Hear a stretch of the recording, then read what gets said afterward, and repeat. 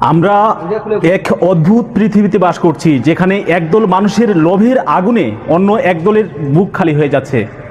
একদিকে চলছে কোটি কোটি টাকার আন্তর্জাতিক রাজনীতির খেলা, অত্যাধুনিক অস্ত্রের আস্ফালন আর বিশ্ব মোড়লদের ক্ষমতার দাপট, আর অন্যদিকে লাখ লাখ সাধারণ মানুষ হারাচ্ছে তাদের ঘরবাড়ি, তাদের আপনজন, তাদের বেঁচে থাকার ন্যূনতম অধিকার। এই যে বিশ্বজুড়ে যুদ্ধের মহোৎসব চলছে, এর পেছনে আসল সত্যটা কি জানেন? চরম অর্থনৈতিক বৈষম্য।